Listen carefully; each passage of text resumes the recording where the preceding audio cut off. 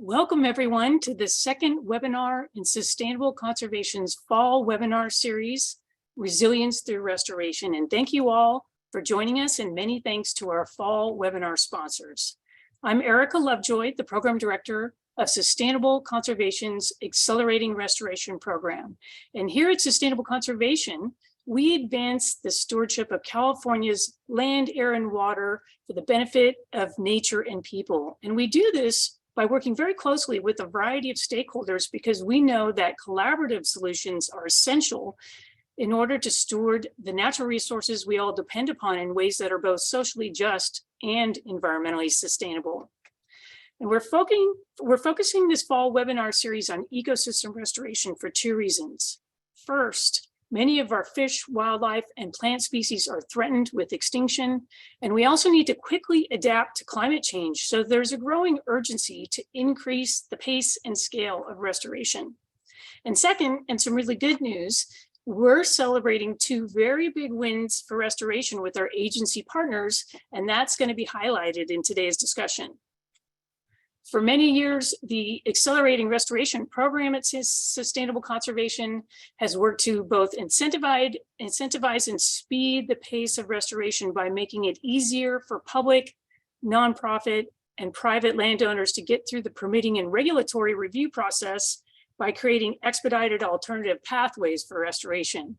And the reason this is really important is because the major laws set up to protect the environment, while they are absolutely essential, they unfortunately do not provide a separate process for advancing beneficial projects that fix the environmental problems that we face. So without these alternative pathways in place, restoration projects have to go through the same regulatory process that housing, shopping malls, and other development projects do. And that can be very expensive, time-consuming, and onerous, and sometimes it can be a major disincentive to getting this important work done. So with that, we've been collaborating with state and federal agencies as a technical partner to help them to create separate regulatory pathways that both meet those really important environmental mandates and efficiently move restoration forward. And the folks at NOAA Restoration Center have been major leaders and early adopters of this type of work. And now, through a collaborative effort with Sustainable Conservation, the Army Corps of Engineers, NOAA Restoration Center, U.S. Fish and Wildlife Service, and the State Water Resources Control Board, two new statewide alternative pathways were approved in August.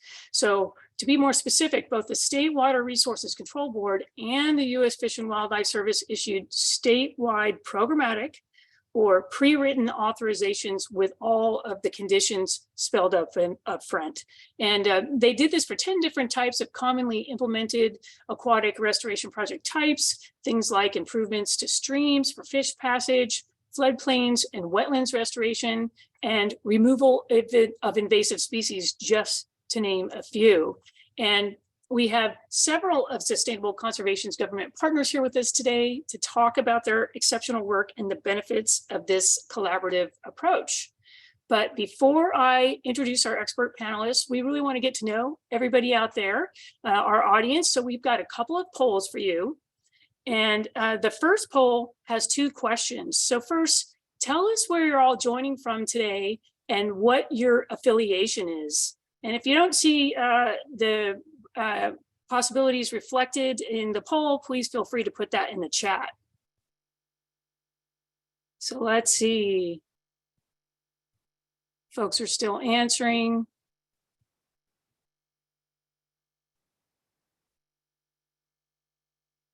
Okay, we've got a number of folks. Oh gosh, and there we go.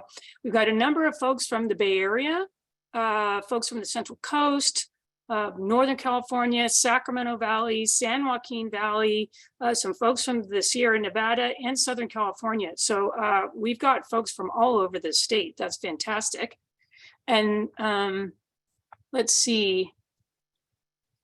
And then in terms of the types of folks, we have a number of academic people, some folks in the agricultural sector, lots of government folks, lots of nonprofit folks, businesses, some philanthropists, students, And so we definitely have kind of a wide variety of folks represented here. All right, so we have a second poll for you now. We'd like for you to rate what your level of knowledge of ecosystem restoration is.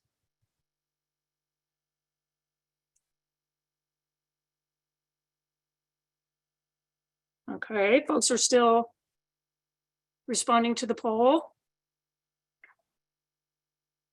Yeah, 1 being the lowest, 5 being the highest. So, all right. Still, folks are still participating, but we're getting a good sense of this. So we have a lot of people with quite a bit of knowledge, I would say, people who would rate themselves 3 and above. Some folks in the, I would say about 16% of our population who have kind of a little bit less knowledge in these areas and are obviously here learning and participating. We really appreciate that. So thank you very much for answering this poll. All right, so now we're going to move on to our panelists, but I want to let you all know that we're definitely going to leave some time towards the end for audience Q&A. So please put any of your questions that you have in the little Q&A box down at the bottom of your screen, rather than the chat. And then at the end, we're going to get to as many of these questions as we can. So let's get started. I'm really excited to introduce today our 4 panelists who have all had a major role in the new restoration authorizations. First, we've got Bob Pagliuca. We hope we have Bob. Oh, we got him there on the phone. Good. He had a little bit of an internet issue. First, we have Bob Pagliuca, who's a marine habitat restoration specialist with the NOAA Restoration Center, and he works on all elements of habitat restoration, from funding to implementation to monitoring. And Bob's chair of the California Fish Passage Forum's Governance Committee. He sits on 9 different grant funding panels, and he's also working on the Klamath Dam Removal Project. Next, we have Leanne Carranza, who's the National Section 7 Policy Lead for the U.S. Fish and Wildlife Service. And Leanne was the Pacific Southwest Region Section 7 Coordinator when the programmatic statewide authorization was completed. And she played a major hands-on role on helping to get that authorization to the finish line. We're also really pleased to have Leanne's colleague, Marissa Reed, from the service joining us. And she has taken on Leanne's former role as the Pacific Southwest Section 7 Coordinator and will be responsible for working with the field offices around the state on implementing their new programmatic authorization. And then last but not least, we have Joaquin Esquivel, the chair of the State Water Resources Control Board for California. And he was appointed originally by Jerry Brown back in 2017, and then was recently appointed by Governor Newsom in 2021. He also represented the state of California in Washington on federal water policy. So he has a wealth of experience at both a state and federal level. And I really want to thank you all for joining us today. And we're going to jump on into the questions. So the first question I have is for Joaquin and Leanne. So it would be great to hear why each of your agencies were interested in engaging in this effort to create an expedited pathway for restoration. So maybe if we could start with you, Joaquin. Thanks, and just thanks for everyone's time and attention today. It's a really exciting time to be working in this field.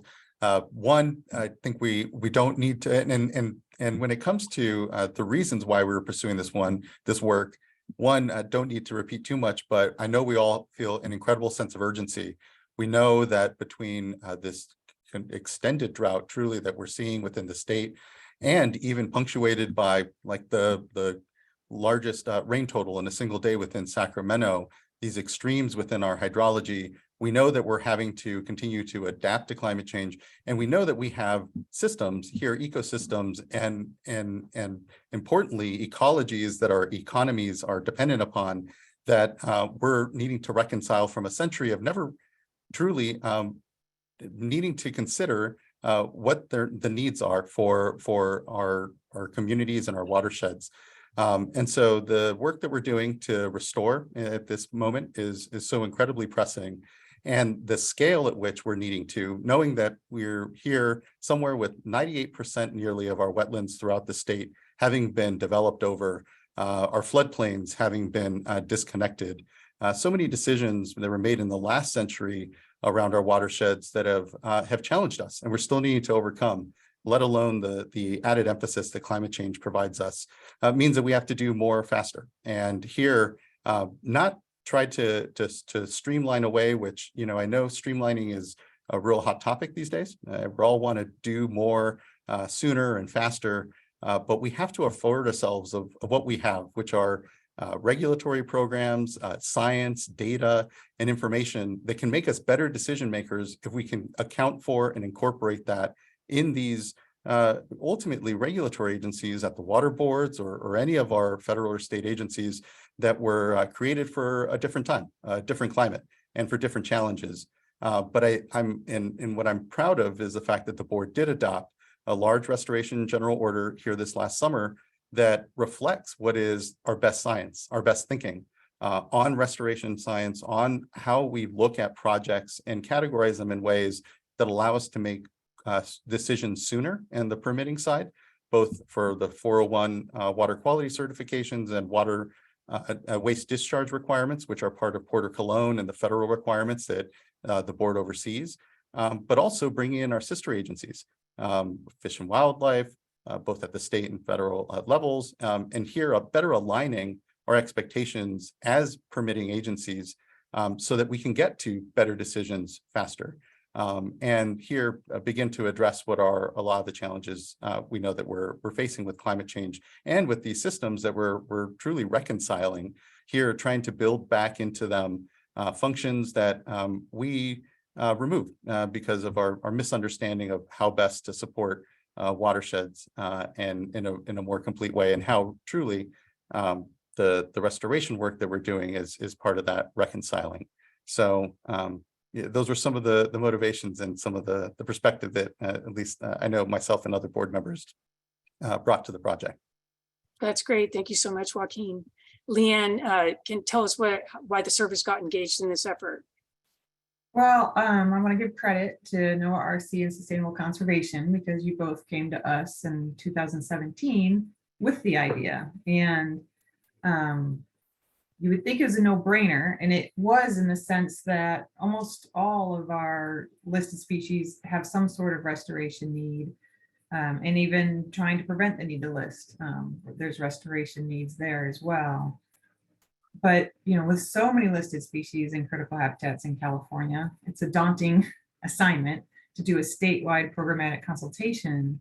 But we love the idea. And when Sustainable Conservation offered to, you know, manage the logistics and the conversations in preparation for that consultation, it fit with our mission so well of working with others to conserve and our protected resources. So that's why we entered into to this process, and we're so thankful that we did, because we need expedited consultation tools. We have a ever-growing workload, and our staffing just doesn't match. You know, we're always understaffed for the workload that we receive, and so having an expedited process where we can see great restoration work get on the ground quicker without delay, and help us address those water issues and climate change issues that we're experiencing in the state are just critical.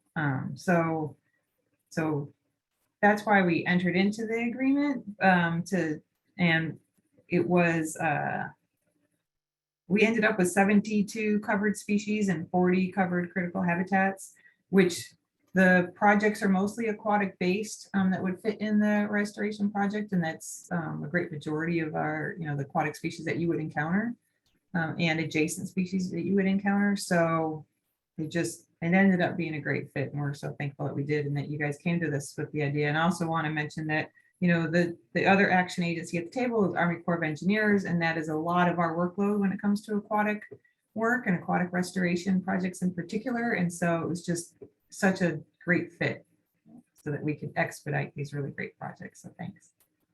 Well, we thank you and the folks at the Corps and all the other people at the service, because it seems like this is definitely a win-win for everybody. So I want to do a follow-up question with Bob. Bob, did you make it online? Bob was having a little internet trouble. Yeah, we have an area-wide outage. Can you hear me? Yes, we can actually hear you perfectly. So I'm so glad Great. that you're at least able to join us by phone. So Bob, if you could tell us, why was it important for the NOAA Restoration Center to be involved in this process, since you folks already had simplified permitting available for restoration statewide? Yeah, that's an interesting question. We had our first restoration programmatic for National Marine Fisheries Service species. I think it was 2006 out of the Santa Rosa office that Sustainable Conservation helped us get off the ground. And then we tried again in the Arcata office in 2012 to get those species covered. And then we expanded down into Southern California. And we got both Southern California steelhead and CCC Coast steelhead covered as well. And then we moved into the Central Valley with Sustainable Conservation's help as well. So we had a lot of products. In addition to those, we also had 2 Coastal Commission consistency determinations that we can use to expedite the permitting process. So we essentially had our bases covered for coastal and for nymph species, but we had a missing link there for the U.S. Fish and Wildlife Service species. And we had because we worked on these programmatics for, those 13, 14 years, we had a lot of experience working through the negotiations and trying to set it up and figure out how the reporting would work. And we had that model kind of figured out. So we thought we'd be a great partner to kind of fill in that missing link right there.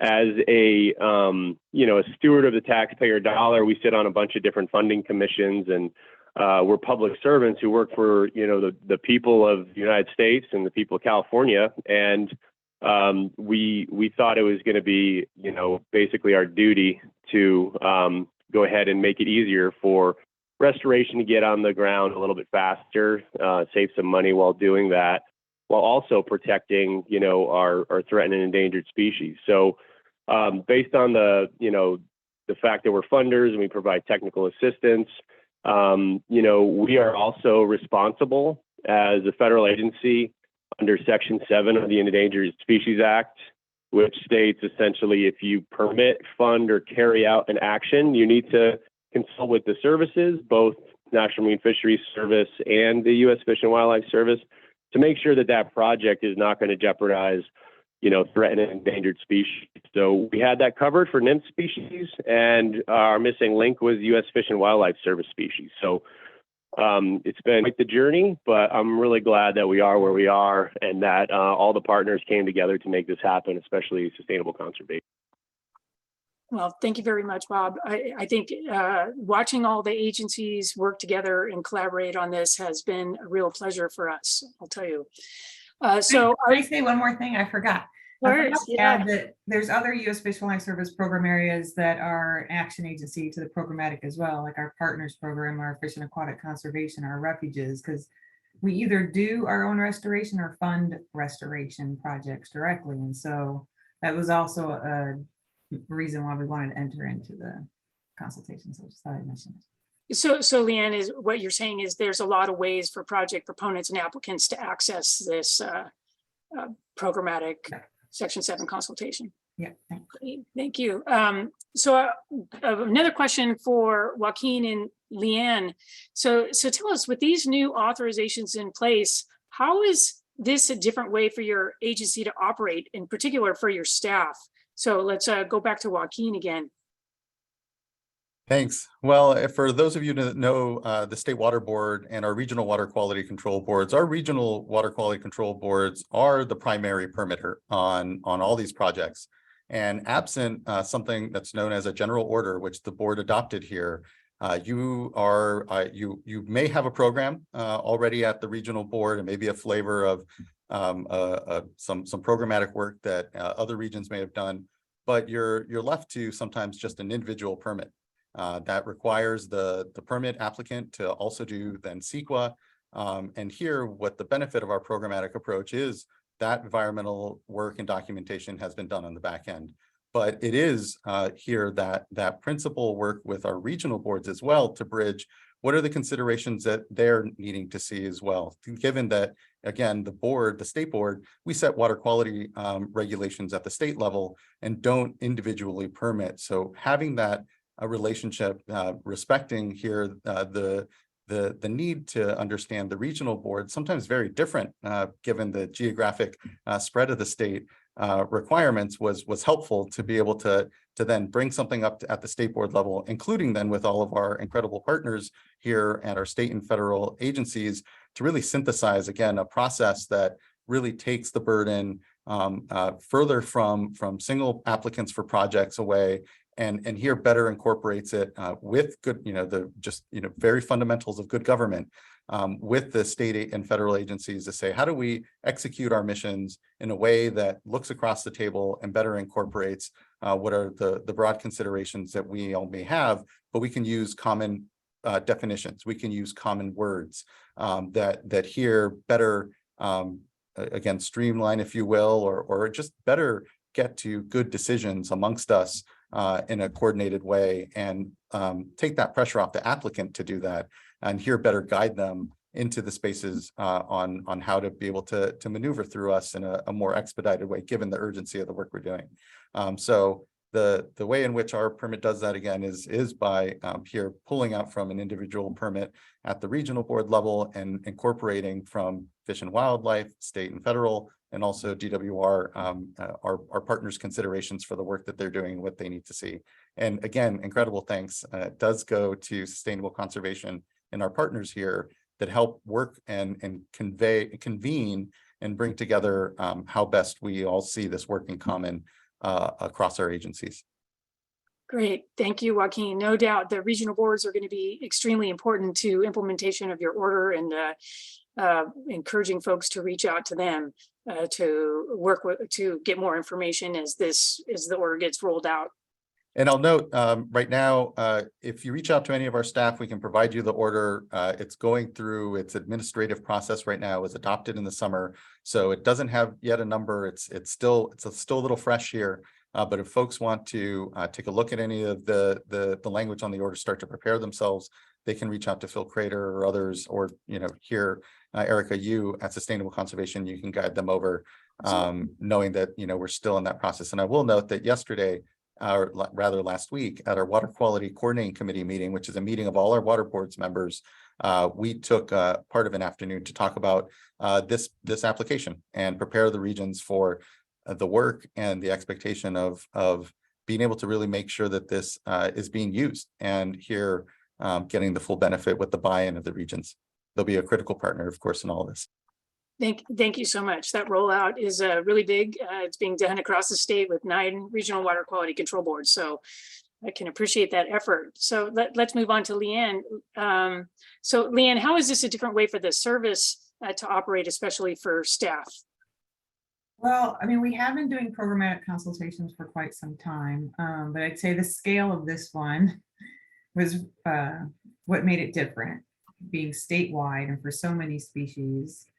And also all the background work of trying to align it with other agency needs. I know we, and especially you, helped us have conversations with the state and with other agencies. So the intent is that the measures, the conservation measures that are built into the programmatic are meeting those other agency needs as well, so that it's not just streamlined with the Fish and Wildlife Service, but streamlined with the other permits and applications that you'll need.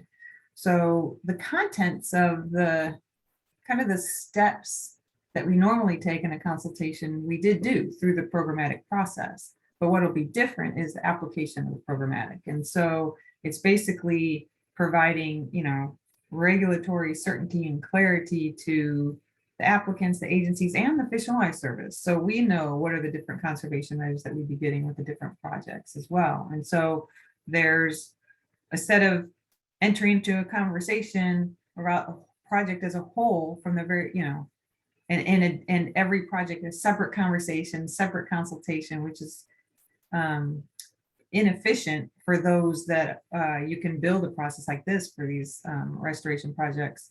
So there's a form that they will fill out. It's called the ESA Section 782 review form. So it's basically a fill in the blank form. You might have to put some attachments like a map or other things, but basically it's all lined out, and our folks will just be reviewing the form and can provide technical assistance on that. But it just has all that background work, all that was already done for not just the applicants, but also for the Fish and Wildlife Service biologists as well. So just streamlines it immensely. So that's the main reason that it's different. But I think that I just want to stress that the steps that we normally take in a consultation and our obligations and the federal agency's obligations under 782 of the ESA have been met. We did that up front through the programmatic. Right. Great. Yeah, that's something definitely to emphasize, that there were no shortcuts in meeting the law that were taken with these authorizations. Folks put a lot of work into these for that. It was really just kind of reducing the administrative burden.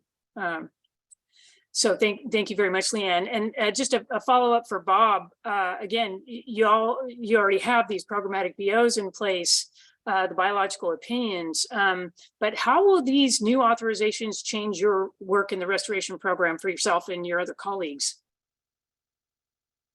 Thanks, Erica. I kind of touched on it on the last question, but we have ESA consultation responsibilities, and as we continue to fund Project California, this programmatic process is going to allow us to save a lot of time and money. So instead of me sitting down for a month or so and writing a biological assessment for a project that we fund to describe the impacts to that project on U.S. Fish and Wildlife Service species, we kind of front loaded all of that work, and instead we're going to have to fill out just a kind of a short application, describe the impacts, talk about how it ties to the biological opinion, send that off to U.S. Fish and Wildlife Service staff, and then within 30 days we'll get a concurrence if we fill that out correctly. So we're saving a lot of time,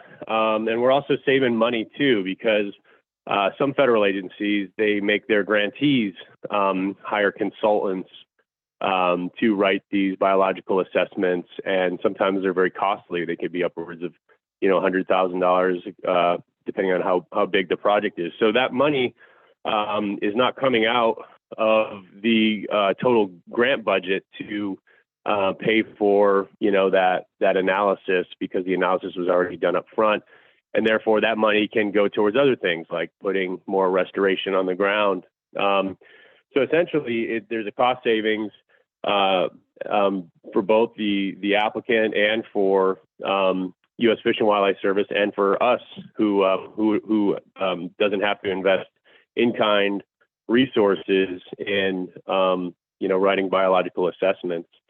And we definitely realized that there was significant cost savings with our NMFS programmatic biological opinions. And in 2015, we did kind of an analysis with a resource economist that worked back in our headquarters. And in 2015 dollars, we estimated that each one of these biological assessments would cost something like $25,000 to $65,000 to do. And then we looked at the time that we put in to actually process these programmatic applications, and we realized there's a significant cost savings there for both our regulatory division, us, the Army Corps, and the applicant. So I did a little back of the napkin calculation, and I think the 13 years that we've had the NMFS programmatics, based on the number of projects we put under there, we've saved at the low end $6.5 million, and at the high end about $17 million over the life of those things. And that money just goes back into those grant programs instead of being spent on folks going through these kind of administrative processes. So that allows grant programs to reach further down those lists and fund more projects and they're getting on the ground a lot faster than they would without these products. So I'm really looking forward to utilizing that. And actually, we just got an email a couple weeks ago, for the first time up here at least, of a practitioner that wanted to use it. So we're putting them in touch with the right folks, and we're going to be putting it through here pretty quick. That's absolutely fantastic, Bob. We love to hear statistics like that, and really glad that the program is saving so much money, and those dollars are probably just going to continue to add up now, and especially with the combination of these authorizations in place. So I want to switch over to you, Joaquin.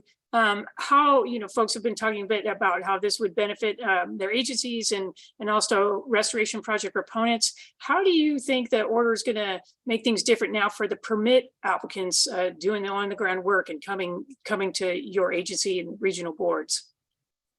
It'll be a far more simplified process. Actually, I was just going to go ahead and pull up here and put into the chat a link to the general order so you can see some of the structure.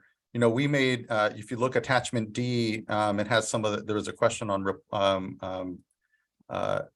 reporting, and attachment D has ultimately, some of what the reporting looks like, which is far more consolidated and again, easier to actually be focused on the actual work of implementing projects into the ground, as opposed to, again, navigating what can be very sometimes different or specific requirements in a different region, given on how that regional board may have treated the permit or application. So, what we're hoping is that it is saving a lot more time. It is here streamlined for the permittees, and here, and of course, also saving our own staff time as well.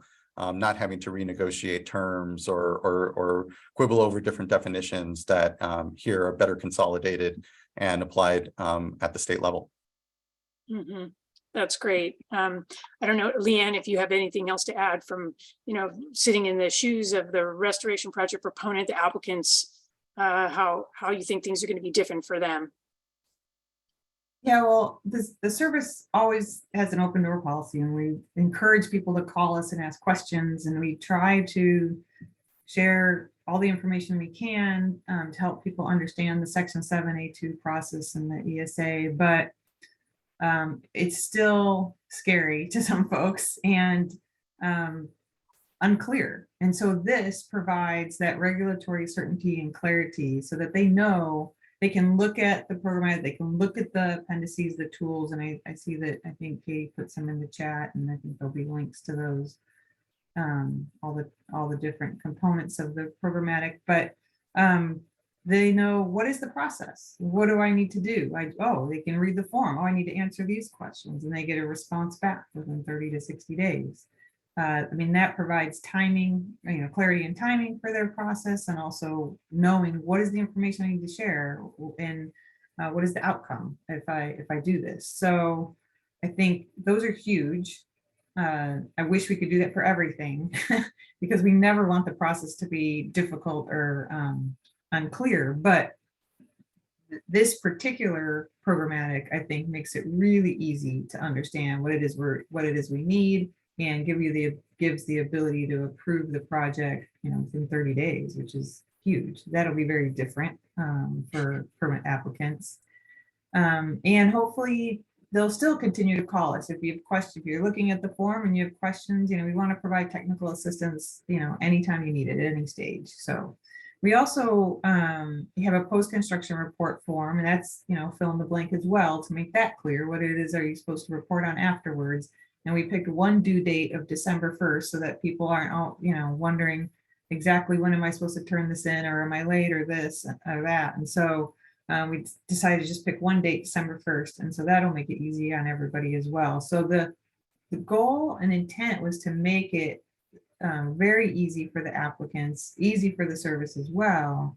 And I think we achieved it, but we also are always looking to improve things, and we'll be meeting annually, the action agencies and Fish and Wildlife Service, to make sure that, we can improve the form if need be, so that it is even, so that it stands the test of time. So.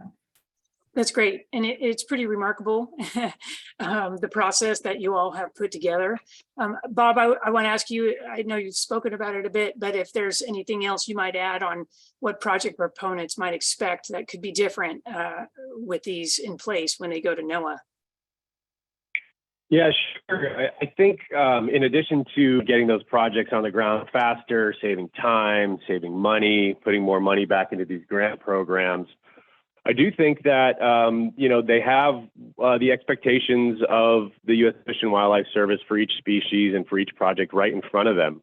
So they can see what the expectations are and what the minimization measures are.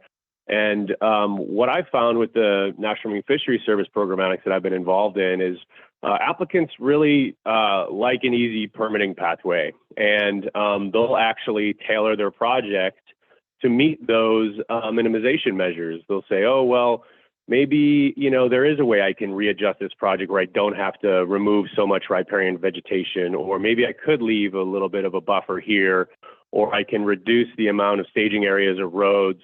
So essentially, I feel as if this programmatic is actually going to have more protective projects coming in to the U.S. Fish and Wildlife Service.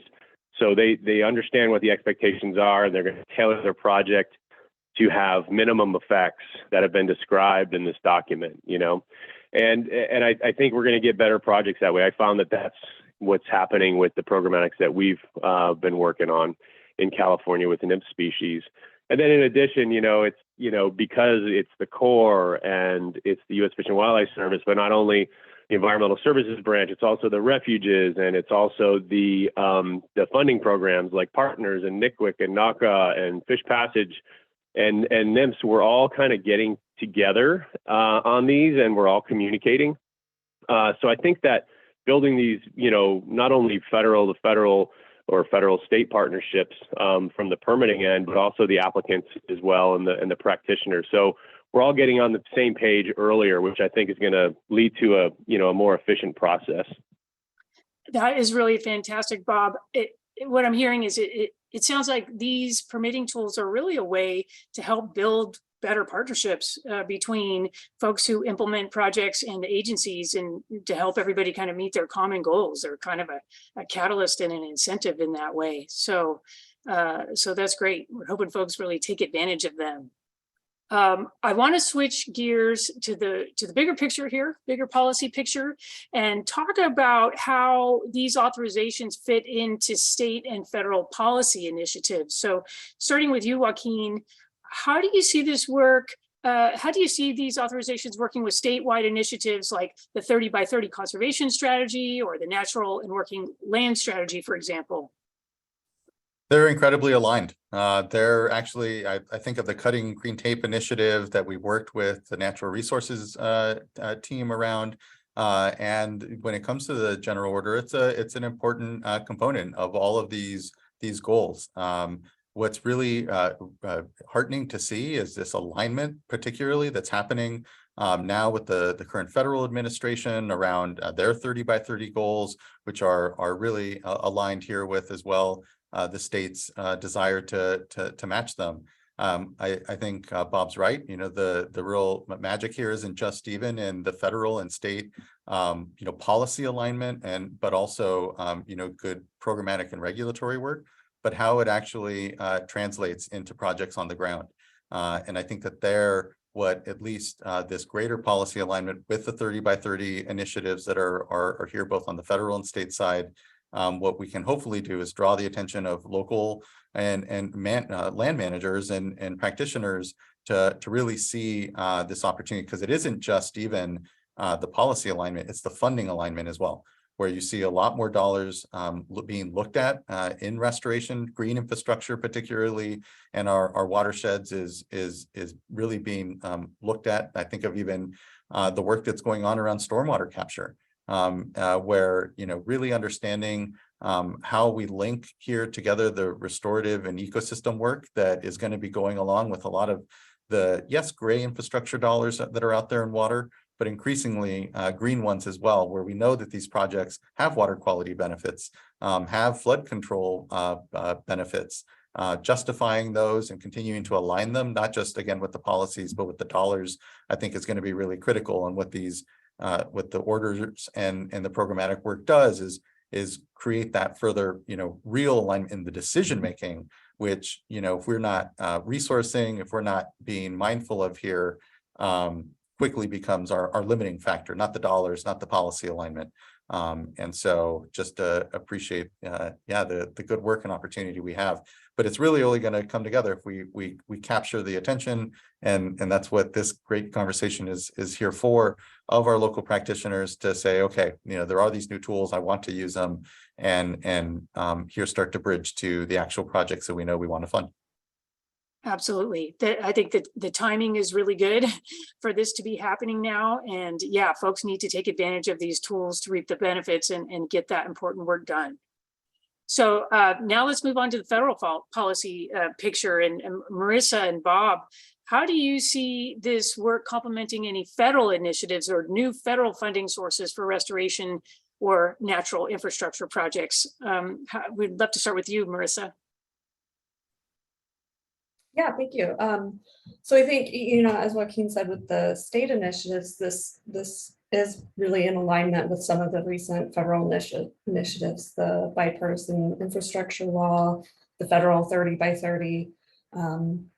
It, is going to allow, although we, as a program, we didn't get additional funding under these initiatives, the streamlining that this programmatic is going to allow, it's going to save some of those funding dollars and allow them to be put on the ground instead of coming in for staff time. And so,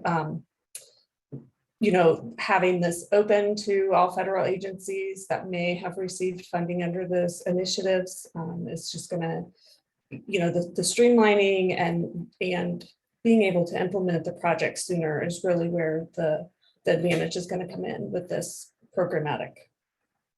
So you think it'll be a more efficient use of the federal dollars that are coming down the pipeline with the federal infrastructure money? And yeah, absolutely, I do. That's great. So what about you, Bob? What do you think is going to be complementary in terms of federal initiatives or federal funding for with these authorizations and the work that you do? I'd like to just echo that last statement there. This infrastructure law is providing a significant amount of funds for restoration, specifically for climate resiliency. We also just had the Inflation Reduction Act signed that also has a lot of money out there for federal agencies. And there's some climate elements as well. I mean, our agency alone, or at least my division alone, the Restoration Center, has $490 million for transformational habitat restoration over the next 5 years, and $400 million over the next 5 years for fish passage projects. And we just went through our first round of federal funding opportunities, and we are getting an incredible amount of projects coming in, a lot of really good projects, and they're big projects as well. So, I mentioned some of the cost savings and some of the time it would take for me to individually consult on all of these new projects that I'm going to be managing and funding over the next 5 years. It's really going to hamper, what I can do as a public servant and the other services I can provide. So having this programmatic in place is going to, be a blessing for me and for the applicants as well that are trying to get these projects, on the ground. And the good thing is, our funding programs that I just mentioned, all the projects that are kind of covered under this programmatic are the things that we're, seeking in these federal funding opportunities: floodplain restoration, large woody debris projects, obviously fish passage, water conservation projects, riparian restoration. All that stuff is covered. And it's going to be, really awesome to help, meet our ESA responsibilities in a more expedited matter. And we just heard about, U.S. Fish and Wildlife Services infrastructure funding, and I just mentioned NOAA's, but The Bureau of Reclamation, the Department of Transportation, Federal Highways, FEMA, they all have big pots of funding through these laws, and there's going to be an incredible increase in restoration. And, as U.S. Fish and Wildlife Service mentioned, it's not really coming with extra money for staff to actually process those. So I think this is almost a lifesaver for, the agencies that have to process these applications and these Section 7 consultations.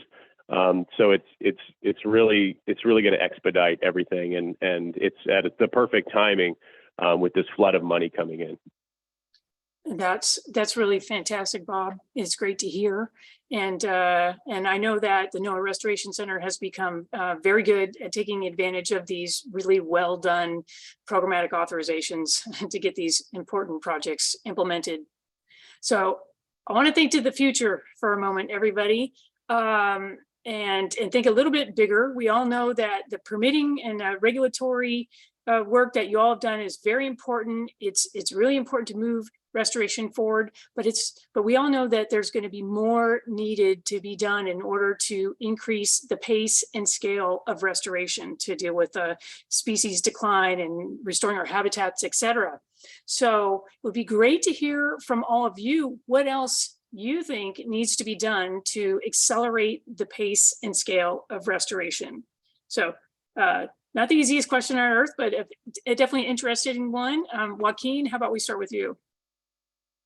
Yeah, I appreciate that question. And I think for me, knowing that, part of our bridge is really at that, watershed local level, actual project proponents and practitioners coming together and feeling that if we had better decision support tools that help, shine a light where best are the opportunities, low hanging fruit, different mix of either species needs or aligning with other investments that are being made in a watershed to perhaps capture more stormwater or, do groundwater recharge or whatever it may be.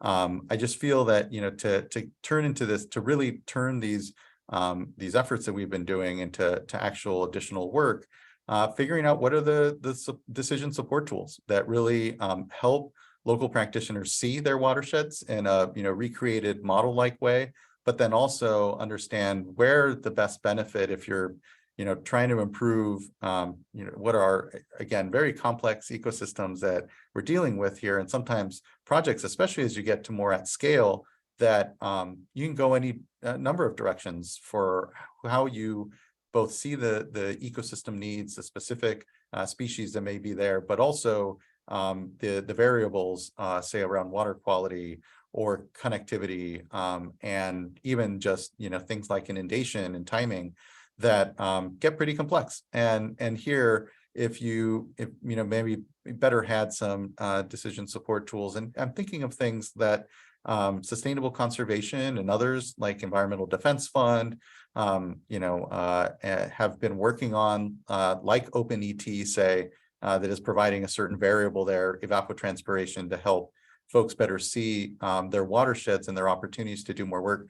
I know there is also a groundwater recharge tool, open source, being developed and being used and trying to be used and worked on in the Central Valley to just understand that where are your best habitat potentials around groundwater recharge.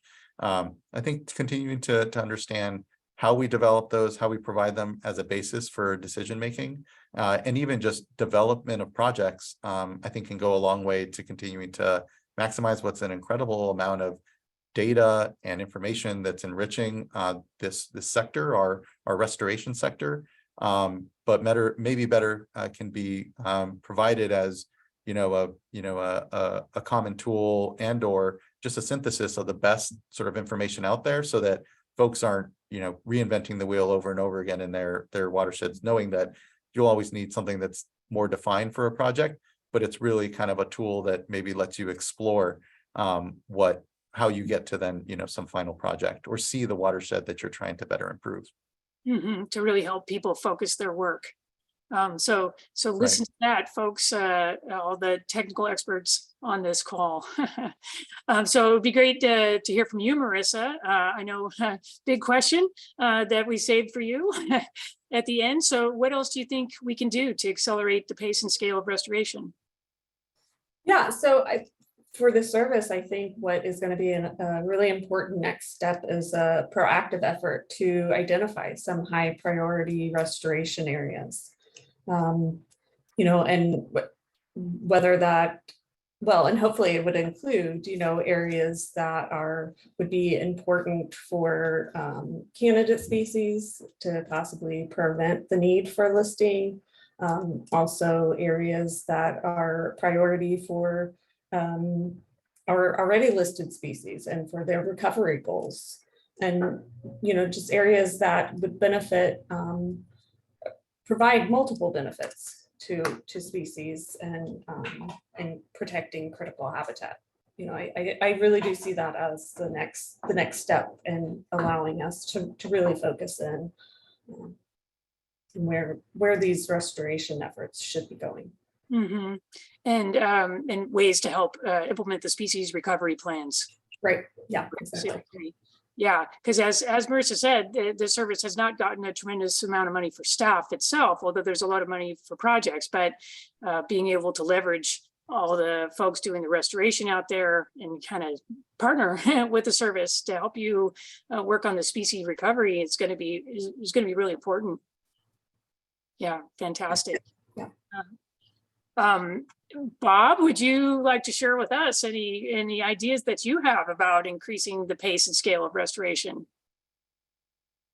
Sure thing, Erica. I think, just living in this infrastructure world where I've just probably reviewed about 60 proposals in the last 4 months, additional funding, I think, is key to helping get things done quicker and increasing the scale. And just seeing projects, in 2009 come in with a maximum price tag of $250,000, where right now we have a minimum floor of $1 million for our projects. I just think that, these larger projects are going to have a bigger bang for your buck, and I think they need to be done instead of piecemealing it. So I'm really glad that the restoration community and the funding sources that feed that restoration have kind of taken that approach. Bigger, go big or go home, I think is the saying here. And just like projects, a couple of them that I'm working on in my general area, Redwoods Rising. That's with Save the Redwoods League and national and state parks up in Redwood Creek in Northern California. They're doing $100 million of forest restoration and road decommissioning, all the way from the top of the watershed and the headwaters all the way down to the stream, and a bunch of stream restoration as well. Another one, Klamath Dam removal, that's opening up 420 miles of habitat, and it comes with a pretty good restoration plan associated with that. So I think having that funding, having these tools that sustainable conservation has been so successful in creating, these statewide permitting efforts, cutting the green tape initiative, all these federal, streamlining efforts that you guys have been involved in are definitely going to help. And then, the other thing is, I agree with Joaquin that we need to kind of prioritize these funds. For example, the Fish Passage Forum came up with a fish passage barrier optimizational tool.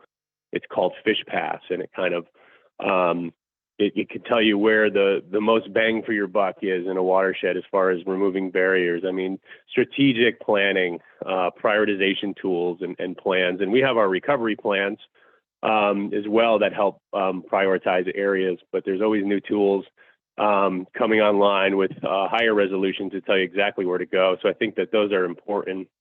And in the face of climate change, I do think that, we need to continue to do these bigger projects and excuse me, really see where we can save those climate refuge areas, areas of cold water, areas, with large floodplains that'll attenuate, future floods and whatnot, and have kind of multi-benefit projects that, help the landowners in the communities reduce flood risk, and then also increase habitat as well.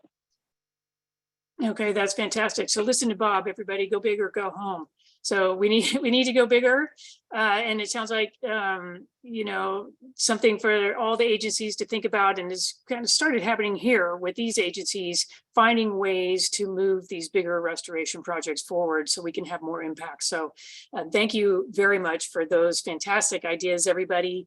And now we also want to hear ideas from the folks in the audience.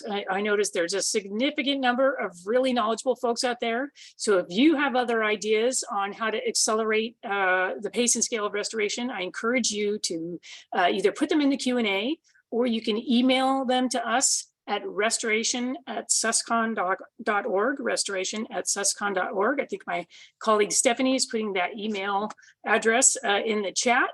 And without further ado, thank you everybody for answering those questions. We're now going to go on to the audience Q&A for an open discussion here. And so folks, if you haven't already submitted your questions in the Q&A, just go ahead and do that. Remember to put them in the Q&A rather than the chat. And then we're going to take a look and see what we've got.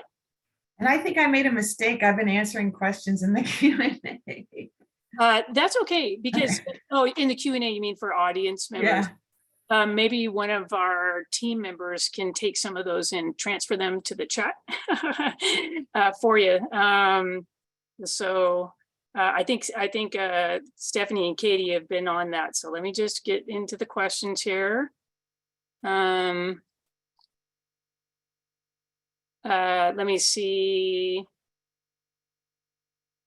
Okay, so I think that I'm in the chat. I need to get in the Q&A, pardon me. It is my first rodeo moderating a webinar. Usually I'm a participant. So, okay.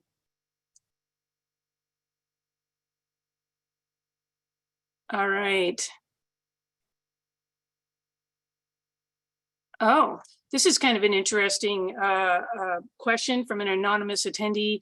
They say to accelerate the pace and scale of certain big, my thing's moving around here, to accelerate the pace and scale of certain big impactful projects that involve several state and federal agencies, I say like Dos Rios or others, it would be really helpful to have an interagency Sherpa at the state to coordinate partnerships, collaboration, and funding. You know, sometime back that might have been someone from an elected office, but now what could that be? Do you have any innovative thoughts on that? And anybody who would like to take a stab? Yeah, I'll take a stab. I think that what you have is less sort of a single person's need to kind of run herd on specific projects, but I think a general need to understand where are projects in application. Is there, what lead agency is on the federal side or state, and not even lead, but as we all know amongst us, it's a you know, there are multiple agencies you end up having to touch. Sometimes you need that decision making to be sequential, sometimes not. But I think that what you need is a back end, if you will, that just better tracks where applications are, provide as a better service for all of us, understanding if maybe, and oftentimes it's maybe sometimes in the applicant's court to be getting information back to us or to one of the agencies. But being able to also not have to, and this is the benefit of the general orders generally as well, but not have to reproduce information to our various agencies, you know, over and over and over again. I think that if you had a really well-designed back end that tracked the applications, that better kept the information, if you will, consistent across its, you know, Sherpaing, if you will, through the various agencies, you can get the benefit of what an individual person who, again, would probably be ending up, you know, not being able to provide the same level of service for all of the applications and end up just kind of being someone that's in there emphasizing certain applications over others in a way that may or may not be, you know, maybe politically helpful, but less to the actual work of the program. I think that, yeah, to my mind, it's a digital Sherpa, if you will. And I think if you look at the federal side on the transportation work that's been done to streamline, you know, in the Obama administration, say, There was some attempt at doing that, you know, whether it's been as successful or not, but having basically an infrastructure dashboard that better highlights where the application is and its, you know, maybe complex dance through us, and just communicating that better as a basis of information for anything coming through the door. Interesting. So more of a digital approach to track Yeah, the projects. restoration dashboard, yeah, if you will. Right. That, you know, you can see your application, everyone can see, you know, the applicant, and again, where it is and its, you know, kind of process. If you know, incorporate it well enough, you can maybe have some of that. Thank you very much. Bob, do you want to, I can't help but ask you because I think sometimes you're an actual project Sherpa. Yeah, can you rephrase that question? The phone cut out when It they was asked. really, is there a possibility of having an interagency type Sherpa person at the state and or federal levels to help steward projects through the process with all the different agencies?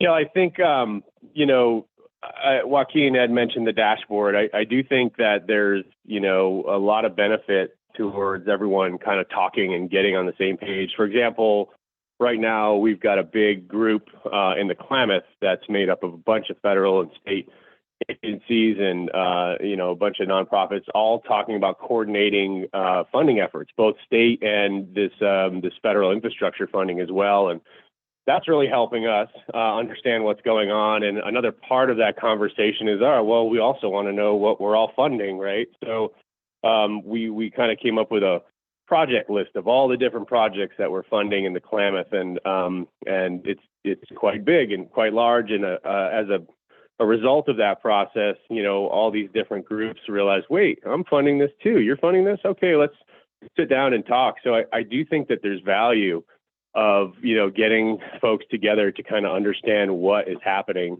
you know, across the landscape there. As far as, you know, a specific position to do that, I think folks are limited in their capacity of what they can do, but, you know, I'm definitely enjoying playing that role in the Klamath area for sure. Mhm. All right, thank you. We have another question that says, how does this work, these authorizations work with restoration or conservation actions that are mitigation, but are in of themselves a restoration project? Would like to. There's nothing in the programmatic that precludes the ability, it doesn't speak to the purpose of the restoration. So regardless of the purpose of the restoration project, you could use the programmatic. However, if the mitigation was a requirement somehow associated with the federal action and then had a section 7, that restoration could be already addressed in that section 7, that, you know, for the project itself that created the need for the mitigation. And it's not I mean, you'll have to work with the local field office, Fish and Wildlife Service field office, because there may be other programmatics or tools or, you know, consultations that make sense for your particular project. So it's not it's not necessarily automatic that you use a programmatic. You want to look and make sure there aren't other better tools available, or maybe it's already covered in another section 7 consultation. But there's nothing in the programmatic that precludes a mitigation project to use it. Joaquin, did you have something to add? No, I think I'm good. All right, I believe it's a similar type of circumstance for the State Water Board general order as well. I think the idea is, you know, there's so many projects with legacy impacts out there. It's important, and we're glad to see that the agencies are just considering what restoration needs to be done. So that's an important step. So we have another question. We're all stoked about the opportunity to get big projects done, but how do we better grease the skids on the smaller projects that sounds like a consulting firm that our clients come in the door with? Anybody want to take a stab at that? How about those smaller projects too? Well, I'll just speak to the programmatic. The scale of the project is, there's no project too small and not necessarily a project too big, as long as you meet the tenets of the programmatic. So it's available to all. Anybody else? I'll just add to that, that I think that having this programmatic, it makes it easier for those smaller projects to come in because they don't have to go through a lengthy consultation process. It's done, and so it's easier and it's more clearly defined for them. Great. Yeah, and I believe we already have a small restoration general order similarly on our side, but could better make sure I take a look at it. And but I believe we do have some similar streamlining work already done there. Yes. In addition to that, the California Department of Fish and Wildlife, not here today, also has the Habitat Restoration and Enhancement Act for folks. So take a look at that. Folks in the audience, we're almost coming to the end of our questions. We have a question that says, can any federal action agency use the restoration programmatic, or is it just the Corps, NOAA, RC, and the Fish and Wildlife Service? Just for the service. Yeah, so anyone can use it. We have a late arriving action agency process described in the programmatic. I mean, right now, it's the action agencies are NOAA, RC, and Fish and Wildlife Service and the Army Corps of Engineers, but other agencies can use it too. So they just need to follow the process. Basically, just reach out to the Fish and Wildlife Service and we can walk them through that. Okay, fantastic. And then another question for the Corps, excuse me, for the service. How would this programmatic restoration action interact with the other existing, actually, maybe this is for Bob. Let me say this again. How would this programmatic restoration action interact with the other existing programmatic BOs and permits? So maybe that's for both of the federal agencies. Sure, I don't mind starting off here. We worked really hard. Sustainable Conservation worked really hard as well. Since they have that statewide view, they know what's in the Coastal Commission CDs, they know what's in the NMFS biological opinions, they know what's in the Fish and Wildlife Service. The Fish and Wildlife products, and then the general order. They had that kind of statewide view of what all the minimization measures are. So we tried very hard throughout all of these different documents to kind of keep those protection measures the same and get all of the agencies to agree on those. So an applicant, won't go to NMFS and have a different work window or, buffer from the stream than U.S. Fish and Wildlife Service with their species. Obviously, different species require different buffer widths and whatnot, but they tried really, really hard to kind of keep that consistent. So they're working in concert with each other as much as they possibly can. But that was definitely something that Sustainable Conservation had their eyes on their fingers on the pulses. All those were being developed, knowing that they didn't want it to be a burden for applicants once they kind of used multiple of these streamlining permitting products out there.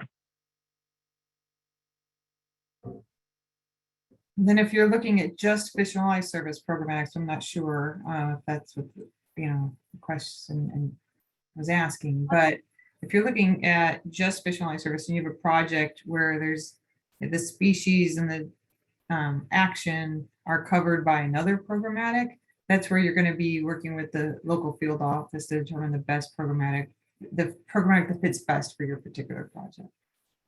Okay, great. We have another question for everybody. I think for all of you is, sometimes there's an observation that sometimes there's, some resistance from some agency folks to try a new approach. They're all working really hard to do their jobs, and people are wondering how folks can be encouraged to utilize the program, these new programmatic tools at the different agencies. I think if you've been through the standard consultation process before, and you look at the section 7A2 review form, I don't need to encourage anyone. They're going to instantly want to do the form.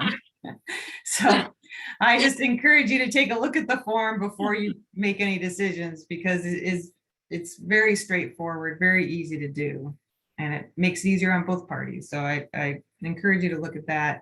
And you can make the decision for yourself. But if you're in formal consultation, if you're going to have a project that's going to have an adverse effect to a listed species, you're looking at least 135 days versus 30 to 60 days. So that alone might be encouraging.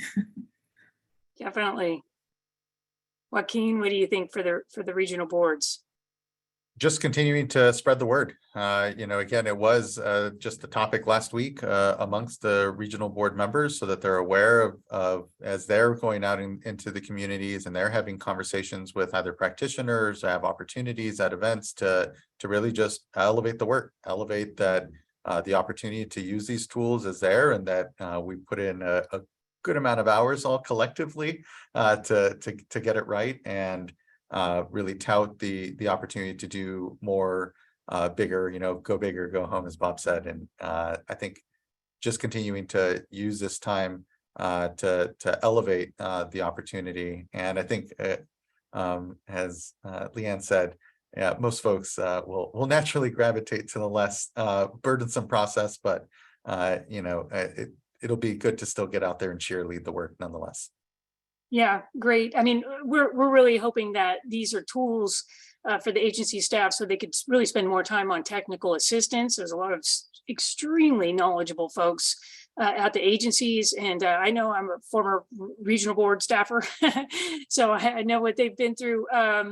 But to spend less time on the administrative part and more time on the substantive part of the projects and really partnering with folks. So I really want to thank all of our panelists today. We're just about wrapped up here, and really appreciate you all participating and all of your insights and the important and progressive work that your agencies are doing. Really, it's so important. And this webinar also wouldn't be complete without thanking the numerous other agency staff who aren't here today, who put their blood, sweat, and tears into getting these authorizations done, and who are going to be working on implementing them. We also want to thank the restoration experts out there who provided input, and our consultants at Environmental Science Associates and AECOM, who all contributed their time and expertise. And of course, we want to thank our generous donors who made all of this work happen. And thank you all, everyone who tuned in today.